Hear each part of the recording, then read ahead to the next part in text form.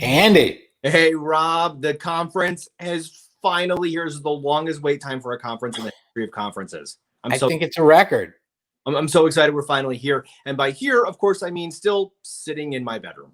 But let's pretend it's Denver, right? I mean, there's a lovely view of trees out my window. They're not mountains. Yeah. How was your flight? Rocky. No, I'm kidding. Rocky. Yeah. And Bullwinkle? I had an aisle, a middle, and a window seat all at the same time. It was perfect. And what about yours? Did you go through Midway again, or did you go direct? I went through Midway, and I always go. Someday you'll learn. Just go direct, Rob. I know. I tried, but got to stop in Chicago and pick up that popcorn. Oh yeah, the Garrett's. Yeah. Interesting about the Garrett's popcorn. There are some people who totally love the cheddar cheese one, and I don't. And then they mix the cheddar cheese with the caramel, which, that's the key. It's the mixed popcorn that makes no. Because, here we go down the shore, the Jersey Shore, and obviously we can get Johnson's caramel popcorn. And I think it's just 10 times better than Garrett's. So if you have like the bad Garrett's caramel and you throw the cheddar on top, I'll just stick with the plain butter and I'm good to go. I'll leave the other stuff for you. Is that fair? I like the mix. All right. Well, do what you do. Do what you do. It's good for you. So we are back for this is a Coffee Talk record. We're on our third hour of Coffee Talk today. And, it's practically a telethon at this point. If people could start sending us money or tchotchkes or Totino's pizza rolls, since we haven't been able to go to the bathroom or eat. There's a thought. It's I think it's a great idea. Kind of like Peapod, but Coffee Pod, Talk Pod, something. Anyway. So we've got a great guest this afternoon. Who is it? Adam Severson is going to come Never on. heard of him. Never heard of him. No. Let me check my agenda real fast. Check your agenda. Oh, Severson. Yeah. Got it. That guy. Good. I'm good. All right. So let's bring on Adam. Good afternoon. Adam. Hey. How are you? I'm doing well. Hey, I mean, with friends like you, who needs enemies? I mean, seriously, we're talking about pizza rolls. We don't know who you are.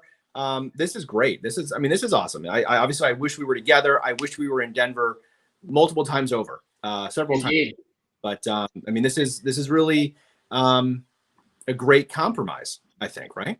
Yeah. So far, I think it's gone well. I really like the interactive platform that they've used for the sessions, and so far, I think feedback's been quite good. Yeah. Well, if it was bad, you'd know. So let's put it that way. Well, this is true. This is true. Yeah, exactly. I think that Kristen and John in their opening statements this morning were pretty accurate when they say that we're now using an app called Hop In that allows you to literally hop into any session you want to go to and then jump around from session to session. And I think it's great. The platform has been seamless for me so far. And I think, like you said, a lot of people are sharing that same experience. Yep. I haven't left the studio, so. Well, I don't think anybody have left anywhere, but we're certainly taking advantage. Certainly taking advantage of the technology. Yeah. Absolutely. All right, I'm going to head out of here and let you guys chat. Talk amongst yourselves. All right, thanks, Rob. So, really, the first question I have: what's the name of the dog over your left shoulder? That is Napa. She is the most beautiful, wonderful creature on the planet, and she brings me great joy. We rescued her a little over a year ago. Awesome. I saw a video with you the other day, and I saw the dog painting there, and I was like, that's got to be the first question I ask: is need more information behind you. Like, we can't go into people's offices. We're now in their homes, and ask that's right. Behind them, like this is my armoire. It doesn't have a name. Well, I mean, just the way in which you would if you were visiting a client, you sort of pick up on what they've got in the background and everything else. Yeah, absolutely. So I'm looking on a bigger screen here. I see, is that your Hall of Fame statuette in front of the dog? It is. Shh. That's not till tomorrow. Oh. I guess I should move that. Or just maybe throw a napkin over. Anyway, let's look at the dog. How about that dog? Oh, she's terrific. We went on a nice long walk this morning. Good. We have logged anywhere between 4 and 8 miles a day since March 12th. Awesome. Yep. Since we're humbly bragging, and there are comments that are popping up, which is why I'm going to say it, I have now turned to walking/running 4 miles a day as well every day. No dog, just myself. Good for you. That's great. Yeah. I mean, at 41 years old, my knees and hips are like, what are you doing? You haven't used us unless you're being chased by a bear. Why are Right. you doing this? But hey, it's a silver lining of the pandemic is I had to buy all new pants, right? And the first one I've worn in months. Well, pants. Were we supposed to wear pants? Do you want to stand up real fast or no? Huh? Hey, I'm no shame in my game. Yeah, there. I'll do mine too. I mean, I said I'm wearing pants. I'm wearing jeans. These are new ones. They go all the way down, but they really fit me nicely. So thanks for asking me to do that. Yeah. I feel like Corcoran now, because Corcoran would always like have these really professional looking photos, and he'd be in a shirt and tie and whatever, and then nothing down below. I mean, it's a party down there, but that's Tim, right?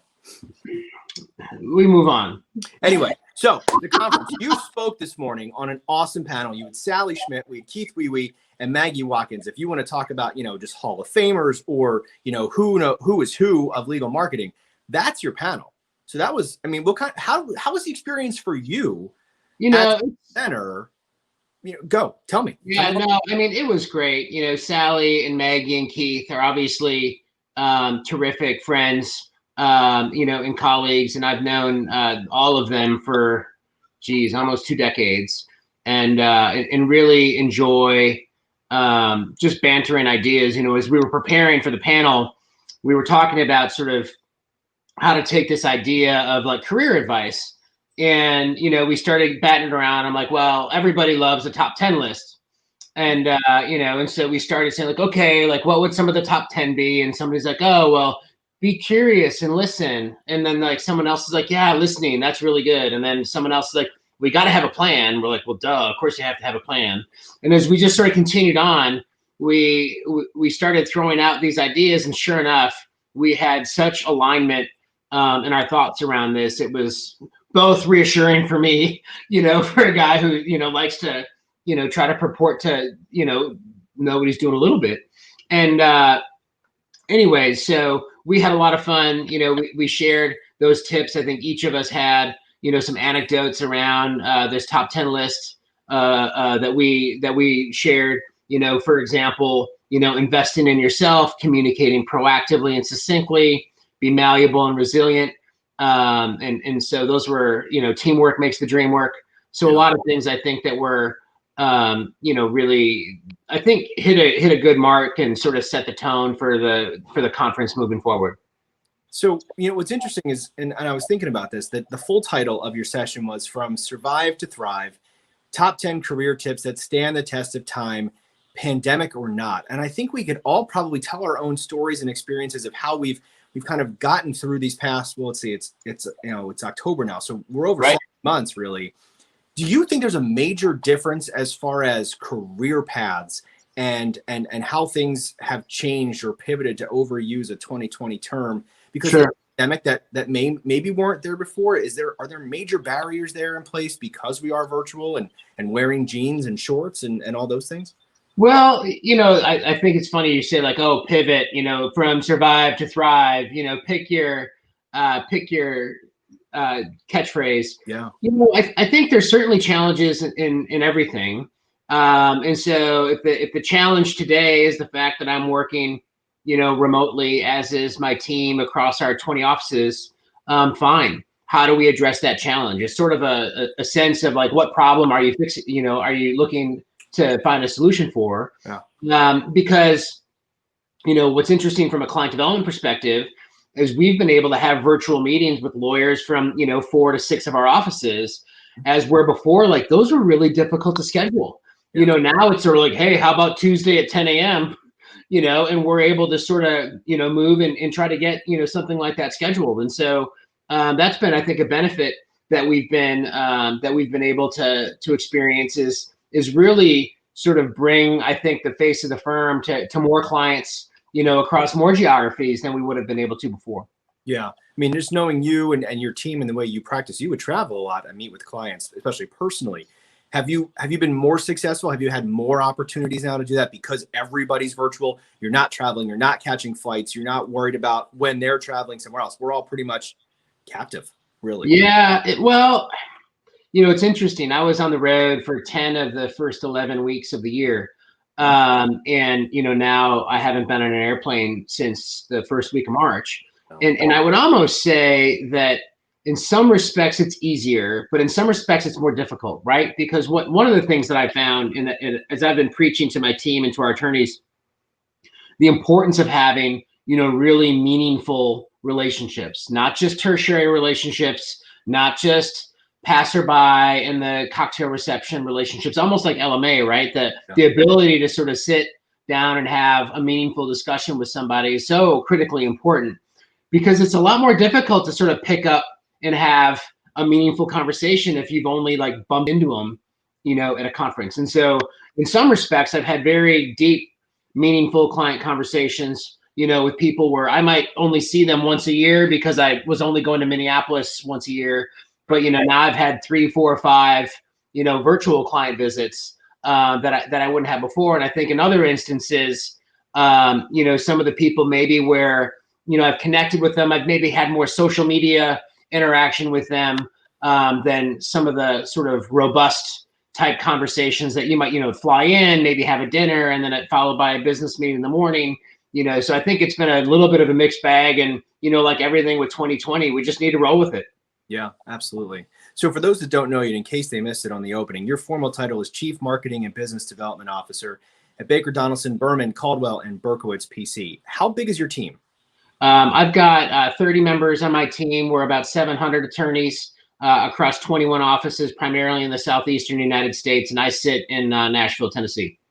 How have you noticed on a C level at your firm, or what you're hearing from your colleagues at other firms, how the pandemic is affecting the way that your team is growing, how you're managing them? And then in the back of everyone's mind is the budgets, because now we're getting Q3, Q4 for most firms. How are budgets going to be affected for next year? And honestly, because we're on this platform, where does LMA play into that? Professional development? Are we all stunted at this point? Are we kind of on hold until the world is back on its axis? What are you seeing, either just directly from Baker Donaldson or just, the firms down the street? Well, so first and foremost, we always need to invest in our colleagues. Our people are our best asset. And so to think that all of a sudden we would stop investing in our people, to me, would be short-sighted. And so, I have a number of team members that are either speaking, have done even pre-cons as part of this program, and will be part of this conference. And I think it's critically important that we continue to invest in our people. The budget question, is at a macro level, we're spending far less money than we did, last year and the year before that. Our year over year sort of true expenses are far less because conferences aren't happening, not just LMA, but, the Mortgage Bankers Association and, the REIT conference, NIC, all the conferences that so many of our firms, look to attend. As we look into budget planning, down the road, we had gotten, I think, pretty, sophisticated in the way in which we did sort of line item detailed budgets by practice, by office. My budget in total had 53 separate budgets that rolled up into the one marketing and business development budget, with a lawyer champion for each initiative and, in line item. And then for anything that was greater than a $2,500 spend, had a plan of some sort, ranging from multiple pages of plans to several bullet points, at least to advocate for the ROI that we'd get on that. And we're really ratcheting that back from a planning perspective, and trying to be, less granular, which isn't my preference, but right now to sort of ask our lawyers to dream up things that they might spend in April seems a little short-sighted and misguided, and it sort of can create some angst that's unnecessary too. Yeah. So let's talk about some of those top 10s, if you don't mind sharing, and thinking back to earlier this afternoon. Of the 10, which one was your favorite? Which do you think is the most applicable to a wider audience? Well, I mean, it's hard to pick a favorite, right? When you look at children, right? 20 plus years of experience, I think one thing that people might associate with me is sort of be passionate. I really I wear my heart on my sleeve, but I also think I like to bring a good bit of energy, to the role, and bring passion to what we're doing professionally. We're essentially complex problem solvers. And, depending upon the problem, COVID has served us up, one of the most complex problems we'll ever deal with in our careers. Yeah. Yeah. Right. But, we're not selling Cheerios either. And so trying to figure out what's happening in the world and how we can help get our firm a piece of the action, basically everything that happens in business, there's lawyers behind it in some form or fashion. And so I think having, enthusiasm and energy for that, because if I'm not enthusiastic and energetic about what we're doing, how are our lawyers going to be, have any sort of energy towards it? How's my team going to have any energy towards it? And so I think that's really, really important. I think, being malleable and resilient is also important. I talked about a couple, bumps in the road, if you will, that I had in my career. Like back in 2009 when my whole department was let go as part of a RIF. Like, that's not fun, but trying to make the best of those circumstances and, making sure you have a plan are a few of the things that we touched on. Great. Where do you see LMA coming into play here? And was that part of any of your top 10s? Well, I think almost in each and every instance, LMA sort of was a fixture of that. We talked about, get a mentor and be a mentor. I think about some of the, close dear friends that I've had in my LMA family. And I've served in both capacities, as a mentor and a mentee. I think sometimes people treat mentorship as a very formal thing, like, will you be my mentor? The way I've kind of looked at it is a lot of things, I've said is like, hey, like most of my mentorship experiences start with a text or an email that says like, hey, you got a minute? And that is, I just was dealt this horrible set of circumstances that I don't know how to deal with, or this really awesome thing just happened and I'd love to talk to you about it. And so like at the end of all that, seems to be mentorship. And so that I think was, really, really important. Invest in yourself was another one of the top 10. LMA is sort of the truest investment in yourself, but not just, attending a conference or going to a local program. Invest in yourself means volunteer, get active, participate, and sort of be the change, if you will. And so I think that that's also, really, really important. And be curious and listen. I myself was logged into a couple of these other sessions because I need to get smarter. And so I think utilizing LMA as a resource and a platform to do that is critically important. I agree. So former president, current board member, obviously both of us could expend hours of our day talking about the benefits of LMA professionally. Yeah, absolutely. Personally, obviously you and I have known each other for multiple years. The fact that we could, I haven't seen you for however long, and we could just jump on something like this and we're having jokes about SpaghettiOs before we go. Yeah, that's right.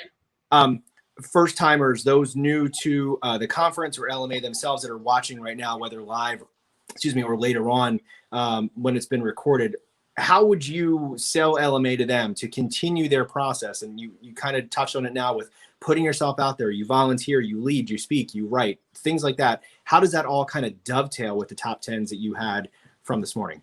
Well, I mean, if you think about, the colleagues that were on the panel with me, I mean, they're some of the most successful people in the business. And if you look at the lineup of speakers that the LMA has put together, all of those people have followed, probably 10 out of 10 of that top 10 list in some form or fashion, because there you go, agenda at a glance. For the people that, were sort of, do the work is actually another one of our top 10. Yeah. All the people that are speaking, have done the work. That's why they're speaking. Yeah. And so I think if you're a first timer, I think look at that list, see what resonates with you. I think sometimes when you create a list of anything, whether there's 3 items on that list or 30, by the way, is too long of a list. You'll never get anything done. Never. But with that top 10, see what resonates with you, and try to figure out a way to solve for that.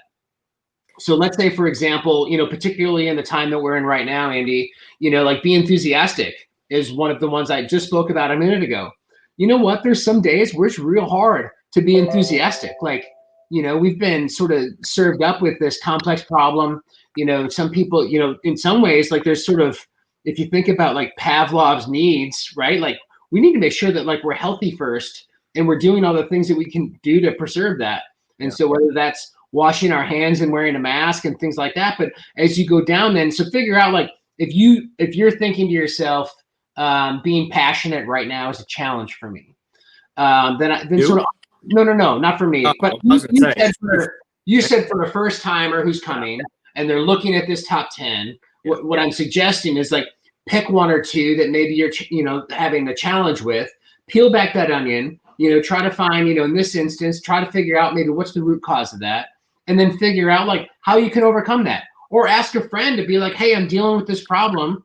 How can you, how might you try to solve for this problem? I've actually connected with 4 people already on LinkedIn that listened to my panel and reached out to me. I even reached out to a couple people that sort of added a comment, to the program saying like, thanks for commenting on my session. And I think I'm going to have a conference call with one of these folks next week saying like, I'm new to this. I would love to bounce some ideas off of you. And like, amen, like make connections, be invested, sort of, I think be present, when you're here online. Don't have the programs on in the background while you're still working on some email about an event that's 3 weeks away.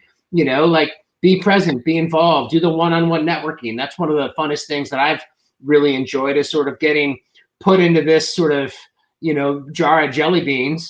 And, I'm one person and, someone else sort of comes upon me and, I'm able to connect. So I think that's been, really exciting. So 2 things you said that I want to go back to and focus on. So I'm flipping through the agenda at a glance. Yeah. And, what's interesting is that I personally review this and I see so many names that I know, and speakers and in-house service providers, in-house firm people, that over the years since I became involved with the association, initially I would look up to them. It was cool to see these names. You'd recognize them, but you're like, I could never be at that level. I will never meet this person. I will never consider myself an equal to them, titles out, aside.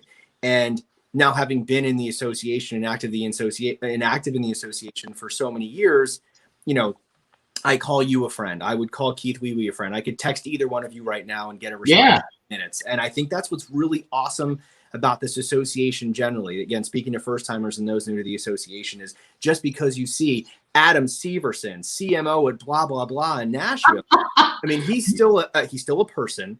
And you personally have been someone who's aspirational. I definitely don't sleep enough at night, because when you were saying passion lacking, I was like, wait a minute, if you're lacking passion, we are all screwed. But your passion for every single thing you do is amazing. And it's something that personally I look up to and hope to someday be able to attain when I have a large team like you and have reached a level like you. But I think pretty much anyone in this agenda would qualify for that. Even a Maggie Watkins or a Sally Schmidt, you're like, holy crap, she was the first president of the association. She was a founding person. But these are all real people that certainly and absolutely want to help you no matter where you are in your life or your career or the country or the globe, even as we go international. And I think that's one of the really great things about the association, obviously. The second thing I had was about a network and reaching out to people. So if you know me, if you're a frequent viewer of Coffee Talk and some of our other guests we've had in the past, you know that I have a very strong personal network. And ironically, this week is usually a week that most of us are in Chicago for meetings with the association for leadership. That's right. Stuff. And in October of 2013 was the first time that our group, through Kismet, as Kelly McKinnon would say, all came together at the same time to form what we called the best CPC ever. The chapter self-proclaimed, no third-party voting on that. Right. It has not been voted upon, but it's pretty much been, accepted, is out there. And these are people that are now my closest of friends. In fact, as you and I have been talking for the past, 20 minutes or so, there's a whole litany of texts that are just keep popping up on my screen of all of them talking about stuff. This is the way that we operate. Find your people. That's right. And whether you're a first timer and you meet someone at the first timer reception and you just stay in touch with them, it's so much harder when you're virtual, especially as a first timer or someone new to this. It's very intimidating, even in person. Stick with it. Stick with those people, because they will be your people. If you're a Grey's Anatomy fan, Meredith had her person, and it's kind of what it's like. We're just not doctors. Some people think we're curing cancer. We're not. But I mean, these are our people, and I think those are 2 of my top 10s of takeaways from your session, just from overall in the association. And I think that's something that everyone should really be focused on, no matter where you are in your career. Yeah, no, I agree with that, Andy. And just to build on one of the things that you say, I kind of joke with people, like yourself, to your comments, sort of like knew you when, right? Hashtag knew you when. And so we've got so many good friends, like Catherine Whitaker is like about to be elected to a Senate seat in the state of South Carolina. Myself, I think back, I've got, clients and friends. So like Sylvia Coulter has been a friend and a mentor to me. I used to sell her stuff when I worked at FindLaw and Thomson Reuters like 20 years ago.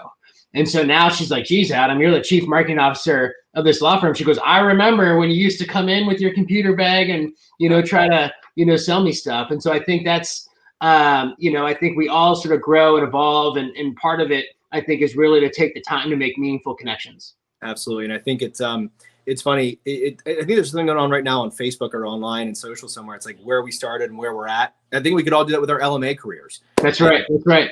Together totally to that point. And I know that Rob has a great LMA story too. If you want to jump back in now, Rob, too. Rob joined the association, was that like 2014-ish in Philly, right? He got back in? Right. So Rob kind of just like randomly reached out. He's a guy, knows nothing about legal or marketing or the association. All he has is a camera and an interest. And tell your story, Rob. How did you do it? I found I had been marketing to lawyers for about a year, and I was cherry picking lawyers' emails off of websites and got nothing. And was searching through LinkedIn one day and found somebody told me about LinkedIn groups, and I found Legal Marketing Association, and then I found we had a chapter in Philadelphia. So I went to a meeting, and turned out Jason Lisi was I knew him from a local tech chat group that I was in, and Jason and I had lunch a week later, and he was speaking at the next meeting, and he asked me if I wanted to video his program, and I came and I videoed his program, and then they asked me to video the next program and the next program, and here I am today. Look at you now, like helping run the program. I mean, geez. Pretty much. Andy. Well, and for any other service providers that are watching, my business went in the 4 or 5 years that I've been involved with law firms from doing, we had a couple of lawyer clients down to we're 60% legal now. Right. I mean, you were hunting and pecking on websites, and now look at you. Yeah. Right. So before we let you get back to your day, Adam, and the rest of the conference, obviously, any further thoughts, comments, takeaways, top 10s you want to share? Yeah, I think the one thing I'd just like to end on, Andy, is find joy. This has been, I think, an incredibly reflective year for so many of us. And try to determine and understand like what makes you happy. And so sometimes that could be a really cool project. Sometimes that could be like ringing the bell when you like win that RFP. Sometimes that might just be a really invigorating coaching call. Sometimes that might be leading your team. But figure out what brings you joy. Sometimes it's walking my dog. And so whatever it is that brings you joy, make sure that you set aside time for that, because if anything that 2020 has taught us is that if you don't do that, you're going to be, you're not going to be as happy as you could be. And then that's going to be on you. And so I think if you can find what brings you joy and make sure that you schedule time for it, I think that's ultimately the number one of any top 10 list. I think that's a great way to leave it. Rob, any closing thoughts from you? No closing thoughts. All right. What's your schedule? schedule? Be back at 11 o'clock tomorrow with Jill Hughes and a whole pool of talent. Awesome. And for those that are watching on Facebook right now, if you're on the Hopin app or the website for the conference, what's the best way to follow along if not on Facebook? If you want to watch in the platform, if you head over to the exhibit hall and just scroll through all the exhibitors, and we're down there towards the bottom, there's the live from LMA 20 booth, and you can pop in and see us right in Hopin. Sounds awesome. All right. Awesome. Thank you for your time. Congrats. Adam, thank you. Good to see you. Yeah, absolutely. Really appreciate y'all having me today. Thanks. We'll have to get you back for a regular episode of Coffee Talk before. All right. I dig it. Sounds good. Thanks. Thanks, gentlemen. Bye. All right. Take care.